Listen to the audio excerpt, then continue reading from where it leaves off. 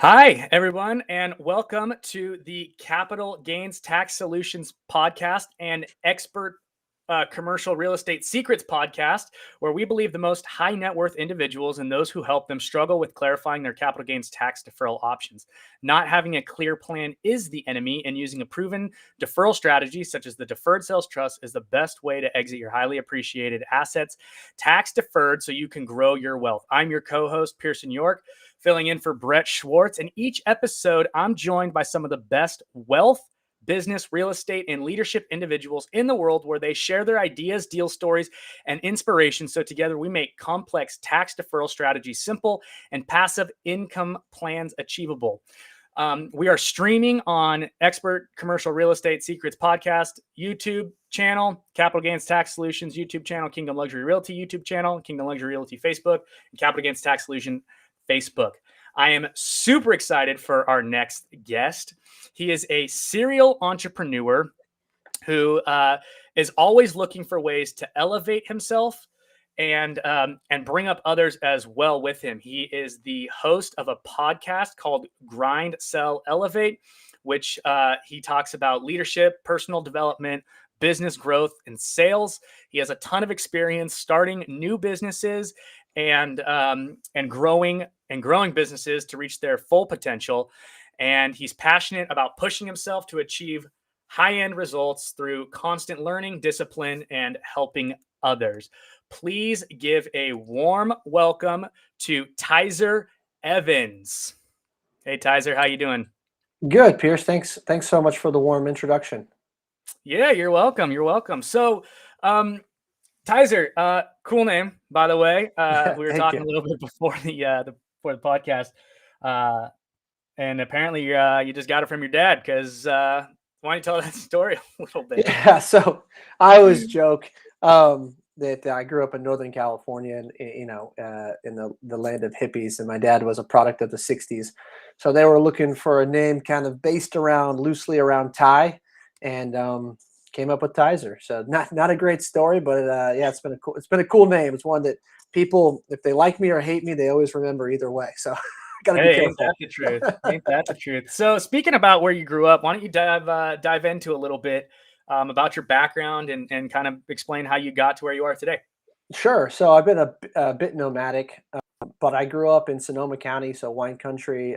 My family's from San Francisco, Sonoma, Napa area, and then I came from a town of about, when I was growing up, there was about maybe 5,500, 6,000 people. We had 3 stoplights. So I turned 18, graduated high school, moved to San Diego, and spent about 15 years in Southern California.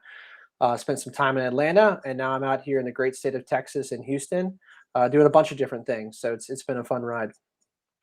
Awesome. And so I believe before we get into all of the meat of this, I believe that everyone has been given some gifts and or some strengths. I call them spiritual gifts. You can call them whatever you want. But what are 2 or 3 of your special talents or special spiritual gifts that you've been given or blessed with that you've used to really bring you to where you are today? Yeah. So I think number one, I realized at an early age that I was a really effective listener. I don't ever have the tendency to jump in or give my 2 cents. I really am a curious person by nature. So when I got into sales, I really listened at that 80-20 or 70-30, wherever you want to mark it. But I just kind of came naturally to me. A lot of people have always told me that I'm naturally easy to talk to. And maybe that's because I grew up in a place that's pretty objective, and there's not a lot of judgment on who you are or what you do or where you come from. Um, and then, lastly, I think that one of my key strengths is I'm hyper competitive. So it's always helped me in a sales environment where I can listen well. I can explain things in a simple manner that are complicated. I think I'm easy to talk to, but I'm also wildly competitive. So let's dive into that competitive nature a little bit. How do you feel like? Did you cultivate that growing up, or was it just natural? And like, dive into that a little bit. I think that probably a lot of that came from my dad. I got put into my first year playing baseball. I was 4, he lied to the little league team and told them I was 5 so I could start playing sports. So, I started playing soccer and baseball pretty early. And then always, in high school, I was a triathlete scholar. So I just kind of always had this natural proclivity to play sports and team sports. And I think that helped from a motivational perspective early on. In high school, I got involved in speech and debate too. I got to compete at the state and national level, which was pretty cool. So I think that part of it was kind of pushed on me, but I think that I also very early on, I before, especially was with basketball. So I was naturally good at baseball, pretty good football player, terrible at basketball. But I loved it the most. It was the sport that I like dreamed about. I loved. And so between fifth and sixth grade, I don't know what, I just said, I'm going to be the best basketball player on the basketball team next year. And so I spent all summer playing basketball 7 days a week, anywhere from really 4 to 8 hours a day. And not only did I start, I became exceptionally good where I got brought up a grade. I started playing with the 7th graders. And so it was the first thing in my life where I saw that hard work and dedication pays off. And so since that time, I grew up lower middle class, but it correlated with me. If I just outwork everybody, there's a lot to be said for that, then I can success. That's an awesome story. You straight up MJ'd him. Right. It's pretty much, I never got to that status, obviously. But yeah, I mean, I became all league in high school and I had some opportunities to play at some small colleges and stuff like that. But basketball was that first thing that showed me that, it doesn't matter where you started. It just matters how much you put into. Yeah, absolutely. I love that story. Brett, the founder of Capital Gains Tax Solutions, is a big time basketball player, played in high school and college, and just loves the sport. So he would absolutely love that story that, basketball was the kind of the catalyst for you learning that super critical lesson of basically like how hard work and basically discipline pay off. And if you outwork everybody, like you can supersede those who have talent. And so that's an amazing story. So so let's dive into what you're doing now, because we were talking behind the scenes a little bit, and you were kind of talking about your podcast a little bit and just the premise of it. Dive into that a little bit for the listeners to, what is it are you doing? What's your goal? What's your mission? What's the purpose? Yeah. So, the purpose was very altruistic from the start. I've been in sales a long time. It was, I don't know. I didn't have any real direction in college. And in college, I started working in a surf shop and I started winning some, I was in San Diego. I started winning some awards at, 21, 22 for being a top salesperson. I was like, oh, well, maybe I'll give this a go when I get done with college. And so I've never really looked back. And what I found was most salespeople are terrible. I mean, majority and 95% of salespeople are absolutely atrocious. And it's really no fault of their own. It's just typically when we graduate high school or college, for most of us, we stop learning. And so I really took it upon myself to master that craft. I want to, again, being competitive, I want to be the best at what I was doing. And I saw a lot of my peers not get promotions that I got or not get different job opportunities like I got. I mentioned to you, I've kind of moved all over the country, and that's because of different great opportunities I've gotten through sales. And, I just said, oh, how can I help people on a massive scale? Because I was already mentoring people that I worked with. I'd been in, I'd led several sales teams. And so 3.5 years ago, I just said, well, I just want to, whatever little bit of knowledge I have on how to be successful in sales, I want to be able to give to people in a way to be able to help them. So if it's getting around the gatekeeper or how to ask better questions or how to have better effective listening or just how to handle rejection. Right. And so I just kind of started there with just like, hey, let me just hop on and do 5-10 minutes of giving people different types of sales tips. And then it just kind of morphed from there where I grew a pretty substantial audience. And then people said, hey, I love what you're doing. Can I come on and give my 2 cents? And being that I'm in sales, I already like talking to people and I'm already curious by nature. And then so I just said, well, let me bring on other people. I'm sure people are sick of hearing my voice. Let me bring on people that are experts in their fields, whether it's marketing, whether it's optimization. I've had, doctors on that help you with health and wellness. And or sales experts. And so that's kind of the evolution of Grind So Elevate. Nice. So basically, it started off as you were balling, and then you started trying to help others, and it grew, and you developed a following, and from there, you just like, I have something. Yeah, 100%. Yeah, I'm 3.5 years in now. And so it's been a fun ride, and I've made some beautiful connections, and I've, Of course. it's been cool to, I don't know how many countries I've hit now, probably close to 100 or over 100. And Wow. so, yeah, it's just one of those things. It's a true passion project. My wife bangs on me all the time. Why don't I monetize it? And I'm like, that's not what it's about. For me, it's just Yeah. about giving what I have. And I just have fun with it.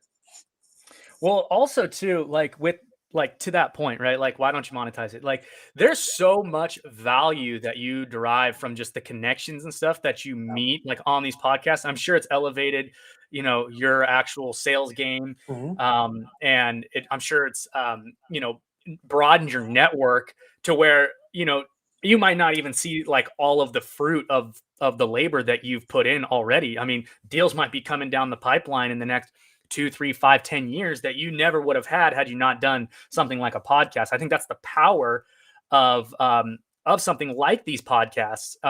It's just the network effect that you get with it. And so like you probably monetize more than you realize. Oh, yeah. You I mean, probably just you yeah, probably realize it.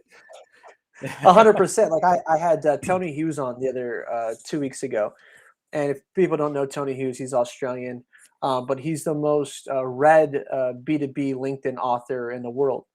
And so he just released a new book called Tech Powered Sales. And so we spent an hour talking about where sales is going. He thinks 30% of salespeople will be wiped out in like the next 5 years due to automation. And he has, he was thinking at such a higher level than me. I was sitting Yeah. there and like I don't feel like I get schooled often in sales because I read Right. ferociously. We can talk about another podcast where I read a book a week, and that's what that podcast is based on.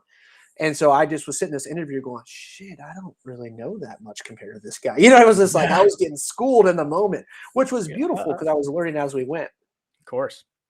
And that's the other thing too is I love that mindset that you have. It's not an ego thing at that point, right? It's like, Oh hey, this no. guy knows something I don't know.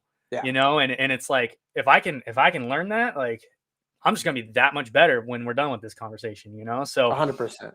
that's phenomenal. I love that. I love that mind. I can't tell you how many people that we get into. So one of the things that we sell and position is a new tax deferral strategy. It's not new, but it's new to a lot of people who don't know. And I'm in the Southern California coastal luxury market where these guys are making hundreds of millions, sometimes billions. Like they know their stuff, right? They're on their game. They've got it figured out. And I'm like some 31-year-old punk who's coming in there like, hey man, like I know a tax deferral strategy that's way better than anything that you've ever heard of, and your whole team doesn't know about it. You should listen to me. And they're like, no, like who are you? Like why would I listen to you, right? And so it's that ego that I think really kind of hinders people, and you see it all throughout. Yeah. And I'm sure you'll dive into it, but I'm sure you've seen it just like destroy companies with like poor leadership because of the Oh, ego, yeah. or just people who aren't humble enough to just listen to something. I think you're absolutely right. That's a key trait. Um, of any company is that humility and that humbleness. So, with that, why don't you dive into a little bit about that new company that you're starting, that you kind of mentioned? Oh yeah. So started a new company that it's pretty mature now, very development stages. It'll be launched in April, but it's called Alchemy Cast. And we're just looking for a better way for podcast hosts and guests to connect with one another. Being a podcast host, I get asked very frequently on a daily basis that people can join the podcast, and a bunch of different cool platforms out there to link people, but they become a bit spammy. So we're just trying to solve how to make that a bit more efficient, more for the podcast host, because obviously people want to be guests on people that have a large platform to be able to help push their product, good or service, or their knowledge, or whatever it is. And so I just said, look at, right, always identify where's there's a problem. Don't need to reinvent the wheel. So take a concept that already exists, but how do you improve it or make it better or alter it a little bit? So that's kind of what we're doing. So excited to be doing that with my buddy Kevin. So very excited for that to launch in April. Nice. And we were kind of talking a little bit backstage about it. You mentioned it was kind of like a Bumble Yeah. So, service. so Like, what I liked about Bumble, right, is just because, let's face it, us guys, we don't have the best track record for dating apps of not swipe, spamming swipe, women. swipe, swipe, swipe, swipe, Yeah, swipe. exactly, right. It's like, if I do it enough, I'll land on one. A And numbers that's game. exactly. And so that's kind of how it works, though, for some people who want to be a guest on shows. And that makes it very hard for podcast hosts to be able to filter appropriately Right. and to understand, like, does this person, one, are they really who they say they are? Two, would they be a good fit for my show? Three, do they sound great? Are they intelligent? Are they well spoken? Do they have the right equipment? So just trying to solve for some of those needs to put a bit more control in the podcast host corner than in the guest corner. Nice. So then the podcast hosts will be the ones who actually like instigate the conversation if you guys both match. Like, okay, hey, Exactly. Yep. so all right, cool. I got the power of this one. So Yep. nice. That's I love it. 100% That's a it. brilliant idea. And you guys are in development. Are you guys Mhm. doing like seed funding? Like, are you just gonna launch it or how? Yes. Where's the No. process? So me and my buddy are paying for it. So I'm all the businesses I've ran so far, and even like the one my wife started last year. I try not to take money if I don't need it. Very Yeah. much like that Sarah Blakely mentality, that if I can bootstrap it and use my own cash where I'm not in debt, I'm going to do that until I absolutely need it. So Yeah. that's kind of where we're starting. Cool. So let me ask you something because I'm seeing a trend here as a serial entrepreneur. I'm gonna press you a little bit, so I hope that's Sure. okay. Yeah. Yeah. Yeah. So I get this problem too. Like I constantly am like something shiny pops up, and I'm like, Mm. oh hey, like what's that?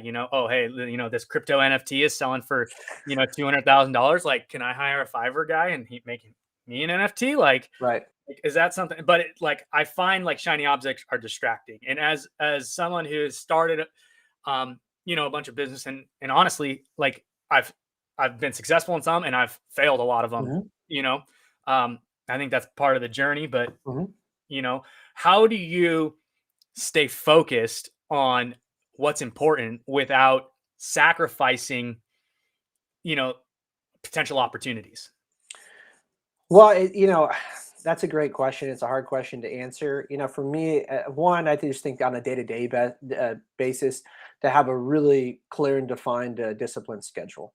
So I was privileged enough to have met Damon John about 3 years ago, and I asked him kind of the same type of question. I'm just like, man, you're a father, like you're running multiple Yeah. businesses, you got Shark Tank, you're flying all over the country. Like, how do you get it all done? And he just looked at me. He said, I make every second count of the day. There's not a wasted second of my day. And I really took it to heart. And so just like, well, I'm just, I love doing different things. It drives my wife nuts because I spread myself all over the place. Right. And I just tell him like, well, I just have fun doing it all. And so, to be a father, because we've got two boys that are 5 and 7, we've got 3 dogs who like to travel. Yep. We're doing a bunch of different things. And so it's just to make every moment count and to have a clear vision of like when I start something, it's starting with more of the end in mind. So it gives you a better infrastructure of how to build a business or when you want to exit the business, why you're starting it, or how it feeds into a passion project. You look at different verticals, look at the things you're already good at. Like I'm doing a podcasting company because I podcast, right? So I know Right. there'll be synergy there with me connecting with people like you that are podcast hosts, be peers. Hey, Right. do you want to come join the platform? So look at that. So that makes it easier to do business. I'm already in sales, and I do sales consulting. All those things that they kind of go together, but really having a very clear mission of what I want to do every day. And then to your point, if something's not working out and I don't feel like it's either going to generate the income I want or I lose passion, I just cut it loose. Life's too short to keep kicking the Right. tires on something you're not having fun with. So, I just cut it loose. Gotcha. So do you have any practical advice? How would you say you schedule out your days? Like, is there anything in particular you use, or dive into that a little bit? Some practical stuff. Yes. So for me, I think it has your day is goes the way you start your day. Like how you start your morning is a reflection of how you live your life. And so for me, I'm up at 4:45.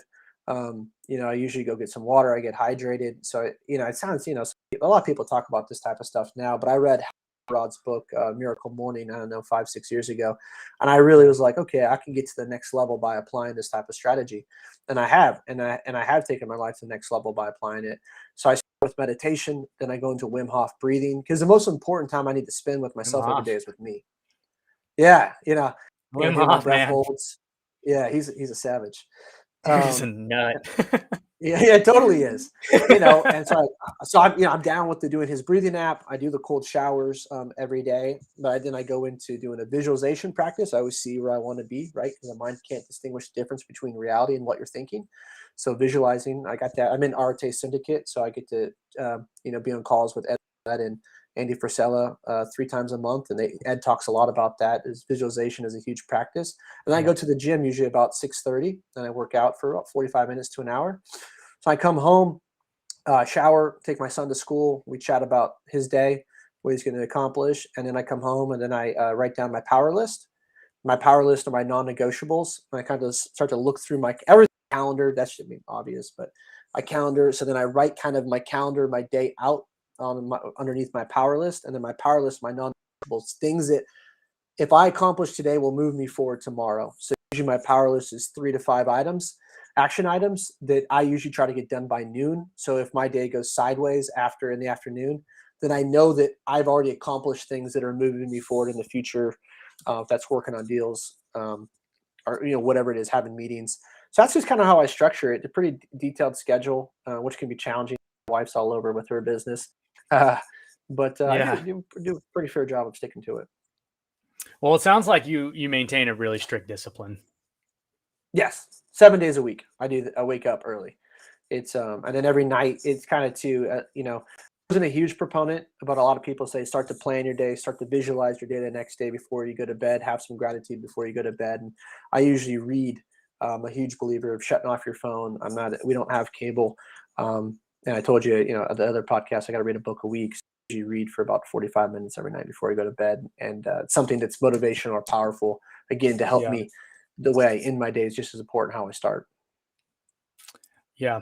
No, definitely. All great leadership tips there as well. You're leading yourself so you can lead others, right? You're doing Yeah. stuff that you're not asking other people to do without doing it yourself. Um, Yeah. it goes back. That's some really powerful stuff. So, I don't want to take up too much of your time. So let's get into the lightning round. So what is your favorite book? Ishmael by Daniel Quinn. I have not read that one. What's that about? It's about takers and givers. So it goes through and starts with the agricultural revolution that happened 10,000 years ago.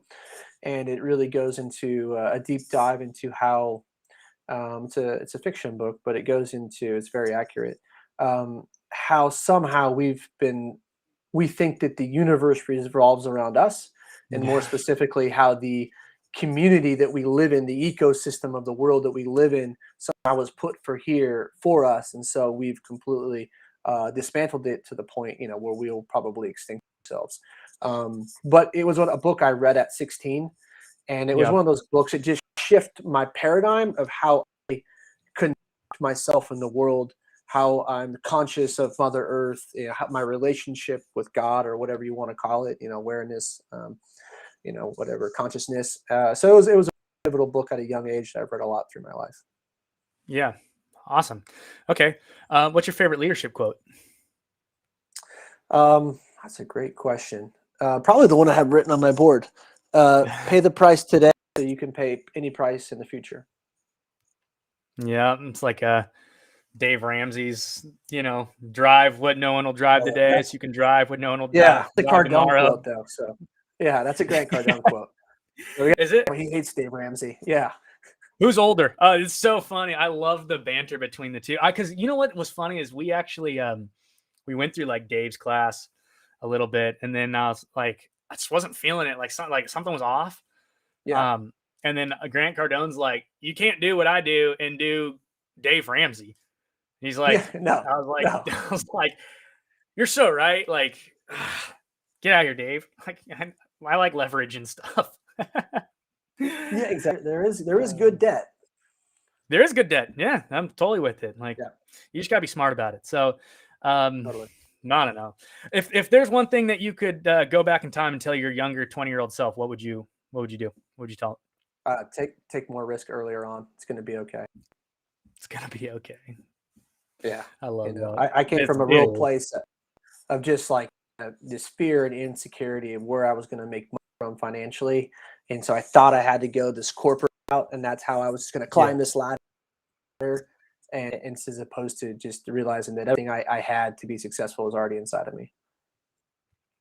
Awesome. All right. And so what are you most curious about right now? What are you digging deep into? I'm spreading myself pretty thin, so wondering how I'm going to manage all of it and still be present for my family. That's something that's been really, really top of mind. That I'm really interested in doing a Spartan race, and I'm really interested in getting into more doing ice baths and like type of cold therapy type work. Ice baths. I used to get into those things after rugby, and I went to SDSU and played rugby there, and it was they're cold, man. You got to have some discipline to stay in there. Oh yeah, I went to Cal State San Marcos. Oh yeah, I spent a lot of time down at SDSU. Having fun. Yeah, it's a good spot. Yes. Yeah. That's old life. Yeah, exactly. There's a So okay, two other things. When you releasing your product, how can people get on that? Plug it. Yeah, so when that releases in April, you follow my personal website, tyzerevans.com. I'm sure I'll have stuff on there. You can follow me on social. All my handles are just my name, Tyzer Evans, and it'll be blasted everywhere. Okay, awesome. And how can listeners find you? So, I mean, you can find me again, my website, tyzerevans.com. I'm probably most active on Instagram, which is just Tyzer Evans. Or you can find my podcast. I mean, literally on, I don't even know how many million Apple different whatever. platforms. Yeah. It's on every platform out there. So you can find me anywhere there. Awesome. Cool. Any closing remarks? No, Pierce, the only thing yes. The one thing that I like to always close with is that whatever you're most fearful of, that thing inside you that's keeping you up at night, bottling up, making you feel like you're going to explode, go do that. Go conquer that. Take the risk. I think the one thing that we've learned through COVID is that life is short, life is precious, and you only get one shot. So go out on it. Yeah, that's beautiful. I love that. Get uncomfortable, because no one grows in the comfortability zone. 100%. Ain't that the truth? Cool. All right. Well, thanks everyone for listening to another episode of the Capital Gains Tax Solutions podcast. As always, we believe the most high net worth individuals and those who help them struggle with clarifying their capital gains tax deferral options, not having a clear plan is the enemy, and using a proven tax deferral strategy is the best way to grow your wealth. Please rate, review, and subscribe. And thanks again so much for listening, and we will see you on the